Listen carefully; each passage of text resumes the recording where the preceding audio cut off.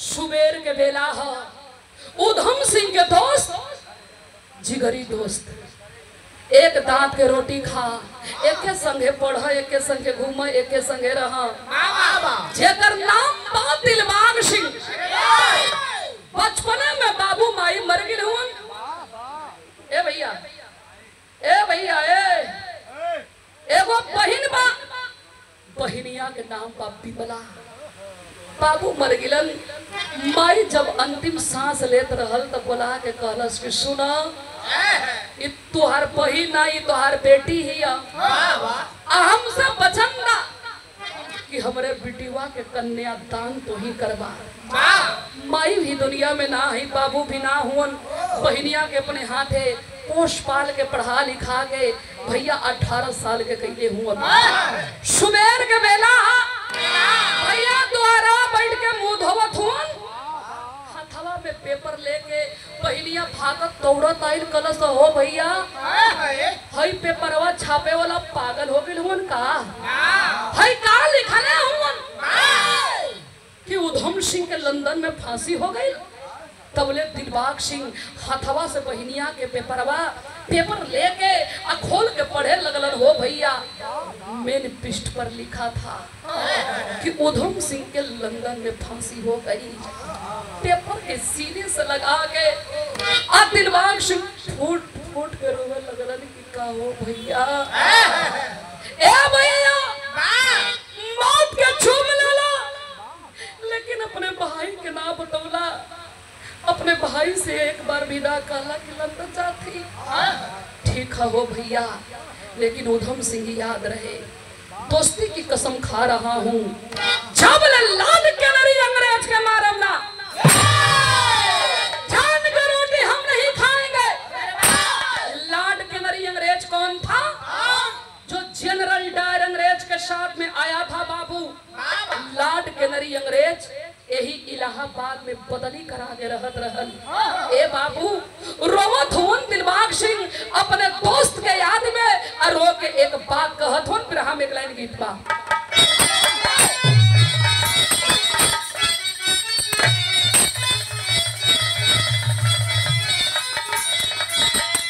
दोनों भौजाई अपने देवर से कह दिया, का कह दिया? अरे करही आई ना देवर जी तोर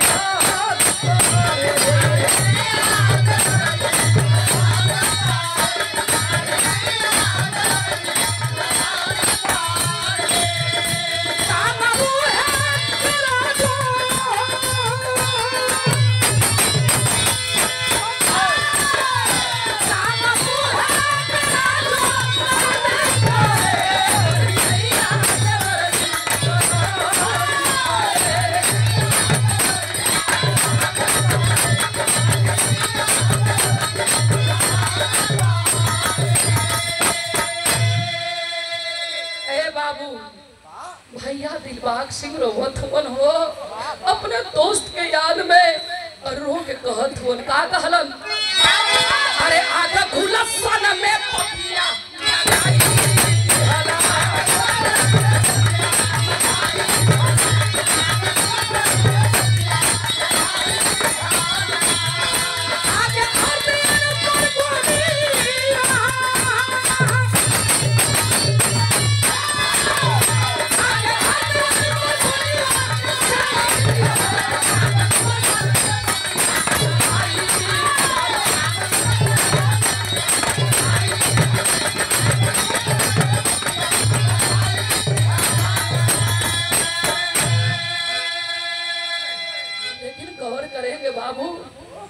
अंग्रेजों का शासन चल रहा था, देश मेरा गुलाम था। लाड के नरी अंग्रेज के पता चला कौन है दिलबाग सिंह, जो मुझे मारने के लिए ऐलान किया है। जो दिलबाग सिंह को पकड़वाएगा उसे मुंह मांगा इनाम दिया जाएगा। भैया हो, चारों तरफ अंग्रेज चप्पा चप्पा घेर लिए, पूरा शहर में नाकाबंदी करवा दिया। एक मिनट दिलबाग सिंह के जान को भारी पड़े लगल।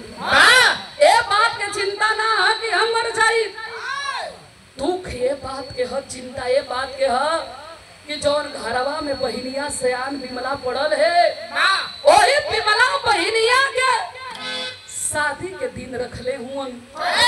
3 दिन बाद दुआरी पर बारात आवे वाली बा। भैया सोचत हुन कि अगर अंग्रेजन के हाथ में हम पकड़ जाई तो हमरे बहिनिया के कन्यादान के करी, हमरे बहिनिया के डोली में के बैठाई। राती के 12 बजा था। बिमला के बलबलन और बुला के कहलन, ए भैया धैर्य रह। बिमला के बुला के कहलन कि ये बहिन रोई है मत। कहलस कि भैया रोई है मत। का कहत हुआ हमको और बात समझ में ना पावत ही, समझ में ना आवत बा। कहलन कि सुन, हम जात बानी धीरे धीरे, अब इन बियाह 3 दिन हो ना, धीरे धीरे बियाह के सम्मान पहुंचवा दे। हम हूँ आई तो कन्या दान करके चल जाई। बहिनिया के समझा बुझा के वो पंचो भागते भागते क्रांतिकारी नौजवानन के खेमा में अइलन। जैसे आप लोगन बैठ के विराह सुनत हुआ, यही तरह लोग बैठ के विराह सुनत हुआ। हाथवा जोड़ के कालन के कहो भैया हमार बहिनिया के कन्यादान ना होई, का हमारे बहन के डोली ना उठी। जवान कहलन के रे मर्दवा का बात करत हुआ, वो तोहार बहन ना हमार बहन है, वो हिंदुस्तान की बहन है। बहन के डोली उठी कहे ना। दाना पानी करा के दिलबाग सिंह के सब सुतौलस, कितनी आराम कला। उतने देर में हिंदुस्तान के एक गद्दार वो पापी अंग्रेज के बंगले पर पहुंच गया और जाकर बोला कि अरे साहब आप दिलबाग सिंह को पकड़ना चाहते हैं? बोला हाँ। बोला हमारा क्या फायदा होगा? रुपया के बंडल निकाल के फेंका। आए विराह सुनने वाले बाबू, 6 रुपया पर वो पापी अपना ईमान बेच दिया, कर दिया हिंदुस्तान के साथ में गद्दारी। जवान बैठल मन हो पंचो, आगे हवा में फायरिंग शुरू कईले हा। दिलबाग सिंह के हाथ में हथकड़ी, पाँव में बेड़ी डाल के अब बंदी बना के घींचा, ठिठिरत घिसेटत जब जेलवा में ले जाके बंद कैलस, तब दिलबाग सिंह फूट फूट के रोके हाथ जोड़ के कहलन के रे अंग्रेज मुझे 1 दिन के लिए छोड़ दे। काल हमारे बहन के बारात आई, अपने बहन के कन्यादान करके अपने आप के तोरे हवाले कर दे। अंग्रेज नहीं माना बाबू, उठाया घोड़ा के कोड़ा मारने लगा। हर झलिया में भैया तड़पत हुवन, अब मड़वा में भैल का भाव मास्टर।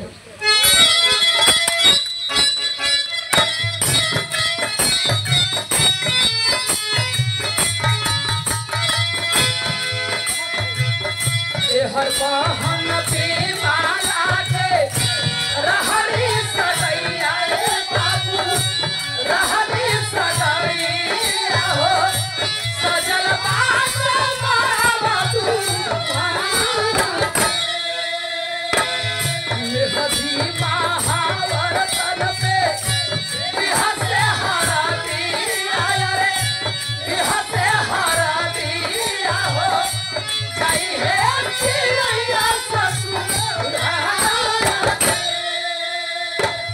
ओहर से लावा में खंखा दे सके रताना रे, दे सके रताना हो छोटर बाई बहिन के।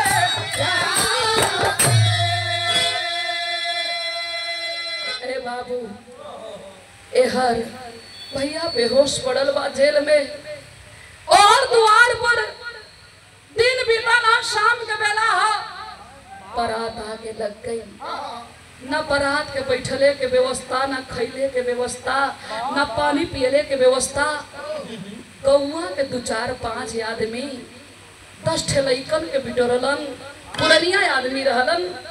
कलन अरे मर्दवा टूअर हिया, ओकर बाबू माई ना हुन, एगो ओकर भाई रहल है वहू के पता ना चलत बा। अगर गांव से बारात एक बेटी के वापस चल जाई तो हमनी के दुनिया में कहीं मुंह दिखावे लायक ना रहल जी। टूवर टापर हिया ओकर मदद करा लोगन। पूरा गांव के लोग लपट के बारात के सेवा सत्कार करे लगल। पंडित जी मड़वा में लड़का लड़की के बैठौलन, बियाह के कार्यक्रम शुरू हो गई। आज जब बियाह के कार्यक्रम शुरू भइल ह तो भइल का विदेशिया के अंदर भाव हो।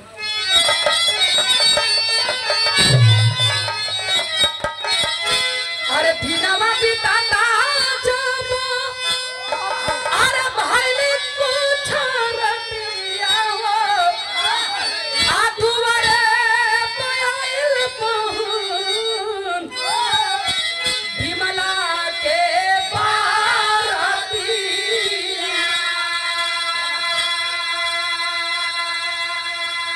होते सुबेरे भैया मोर बिदाई करेंगे आज महान विमला अपने भैया की सूरती।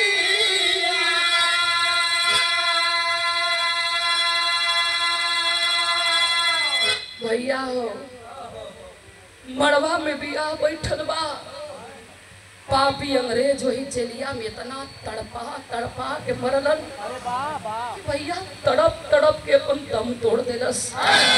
फटही चद्दर में लसिया लपेट के अगरवा में बियाह बैठल ह। दुअरिया पर अंग्रेजवा लसिया रख के भाग चलल। हाँ लोग पहले डोली उठी कि ओकरे भाई के अर्थी उठी। लोगन के खलबली से विमला सोच गई कि हमार भैया आइल हुआ लेकिन हमसे मिले ना आया वो लजात हुन का पंडित जी घर छुटत बा आंगन छुटत बा लेकिन हमार भैया आइल हुन बाहरवा हम उनके लिए आके आवत ही तब सिंदूर दान हमरे मांग में डल करवैया।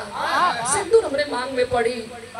लोग रोका था लेकिन काहे के माने था भिड़िया के चीरन ढकेलत लोगन के जब आगानवा पार करके दुअरिया पे आइल तो देखत बिया के लोग खड़ा हो के ताकत हुन हमार भैया धुरिया में है जमीनिया पर सुतावल हुन। कहत या गाँव वालन के कहो तो लोगन के शर्म ना लगत ह। हमार भैया 3 दिन से खैले ना ह। नींद के मारे पागल भई रहल हुन। चरपाई मंगा के सुता देले होता लोगन जमीनिया पर ले के लौटा देला। ओहो फटही चद्दर में ए बाबू हाथवा बोहरी निकलल रहल है कलैया पकड़ के कहत ये जानत हुआ बड़ा वादा कैले रहला ना हमें कुछ ना चाहिए। हमरे मांग में सिंदूर पड़े वाला हाथ चला पकड़ के कलैया खींचे लगल। 5 मिनट बीत गया जब बॉडी से नहीं आवाज आई तो खींच लेती है चादर। शरीरिया के पूरा चाम मुस्ताइल बा पूरा देहिया दागल बा। भैया के लसिया देख के वही लसिया पर टूट के गिर के पगली रोवत बिया कहलस कि आई हो भैया इनके तोहरे संतासा कैलस हो भैया। तू बार बार हमसे कहत रहला जिंदगी में कबो कुछ ना तो के देव हम। तू राखी हमरे कलाई में बांध लेकिन जब डोली में बैठाइम ना तो एक ऐसा निशानी देव कि जिंदगी भर याद करे भी। का हो कलिया थपथपावत पिया तनी मुहवा खोला ना है ये निशानिया दे बदे हमसे वादा कैले रहला। जनले होती कि ये निशानिया दे बदे वादा करत हुआ तो जिंदगी में कबो तो से कुछ मंगले ना होती। गांव के मेहरारू पकड़ के खींचत है कि चल बेटी चल। कालस के हमार भाई खाली हाथ ना आई रोई पाकिट टोवत बिया। जब आगे वाला पाकिट में हाथ डललस तो एगो चिट्ठी मिलल। चिट्ठी में भैया मरे से पहले अपने खून से वो चिट्ठिया के लिखले रहलन कि विमला ए बहिन माफ कर दिए रे माफ कर दिए। माई के वचन दियल पूरा ना कर पैनी, तो से वादा कइल पूरा ना कर पौनी, दुनिया छोड़ के जाती। लेकिन एक बात बतावे में हमार कलेजा कांपत हो, जानो थी का?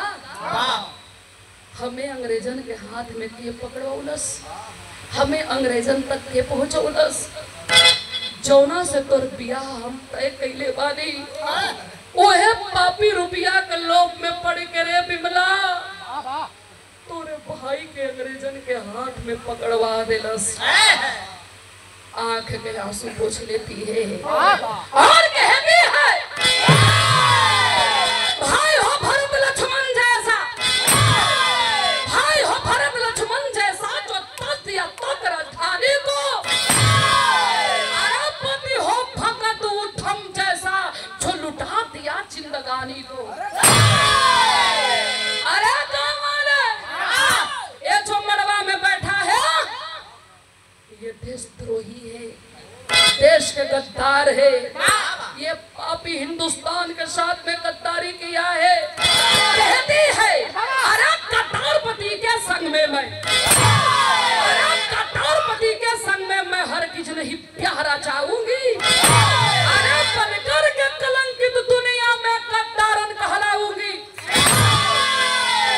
तब तक दूल्हा खड़ा हो गया, दौड़ के जाके पकड़ लिया लड़की के झोटा, बोला अरे पागल लड़की, कब से तू चिल्ला रही है भैया भैया भैया, मर गया तेरा भाई, साला भिखमंगा था। जानती है मुझे फूटी कौड़ी नहीं दिया, और अंग्रेज मुझे इतना पैसा इतना दौलत दिए हैं कि तू जिंदगी भर खाते रह जाएगी, पैसा कम नहीं पड़ेगा। तब कहती है सुन, ये तेरा फैसला है तो आखिरी मेरा फैसला है। तब उठा लिया हाथे पिस्टल, तब उठा लिया हाथे पिस्टल, कुछ इनकलाब की बोली है, भारत के सिंघनी दुल्हन को सीने में मारी गोली है।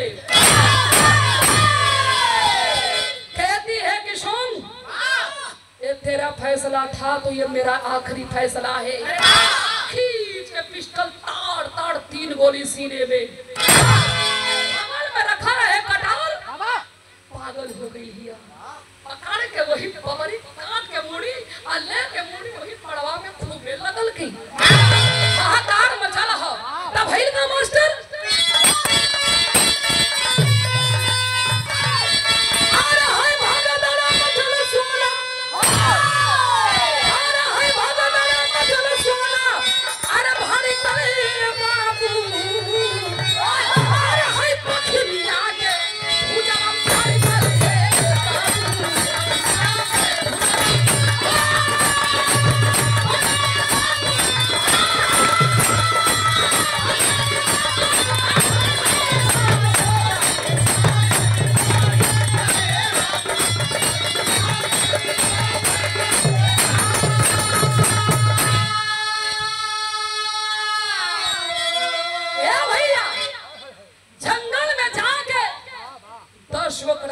नौजवानन के साथ में लेती है और धर्म के अपन बहिन बना के विमला के साथ में 10 जवान रहे लगल पता लगावा कि अंग्रेज मिली तो कहाँ मिली।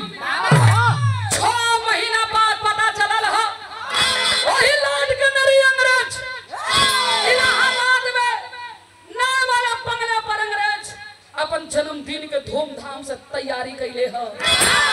तब विमला बहनिया कहलस कि ओहो अब ऐसा बढ़िया मौका मिली उली नहीं। तब वही का चलरिया के अंदर भाव